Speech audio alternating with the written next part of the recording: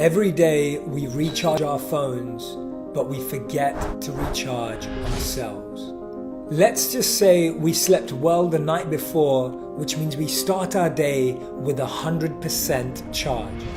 When we wake up in the morning, we roll over and 80% of us check our smartphones before we brush our teeth. We scroll through social media, we browse through emails. That takes away 10% of our energy.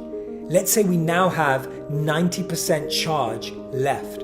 We then commute to work. We spend our day in the office, in meetings, interacting with colleagues, finishing off projects and assignments. We now have 40% charge left.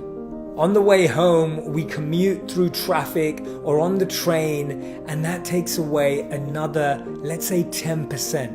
We now have 30% charge left. We come home and switch on Netflix, talk to someone about what our day was like, and sometimes we lose another 10%. We now have 20% charge left. At 20% on our phones, usually the charge bar goes red. We get an alert. We get a message that tells us that we only have 20% battery left. The question is, do we notice when our charge is at 20% or 10%? There are always signs from our bodies, our brains, our minds. But are we tuned in? One of the best things we can do to recharge is to exercise. The hardest part of any workout is actually the 15 minutes leading up to it. We come up with 15 reasons why we don't want to sweat, and we change our mind 15 different times. CNN reports that when you work out, your brain creates more serotonin, which sends messages to your nervous system of happiness and well-being. Working out for 30 to 40 minutes every day can recharge our battery by 20%. Meditation is an incredible way to recharge our batteries. Exactly what the gym does for the body, meditation can do for the mind.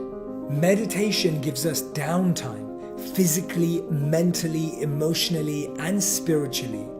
Meditation also directly impacts your entire nervous system by reducing your body's productions of stress-related chemicals such as cortisol. Meditation is a great way to recharge and can take you back up 20%. We've all heard about incredible morning routines, but the one thing that can make a huge difference to your recharge is your evening routine. 35% of us are not getting the recommended 7 hours of sleep per night.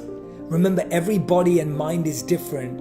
Make sure you find the amount of time you need to get that serious battery recharge. And the 75-year study by Harvard found that beyond anything, the real sense check for happiness and meaning in life was relationships, connections, interactions with depth that are fulfilling and full of joy. Making time for deep, meaningful interactions every day can give the recharge our battery seriously needs. What if we've recharged ourselves as much as we recharge our phones? Because if we don't, we'll end up like one of our phones in the bottom of some drawer in our home.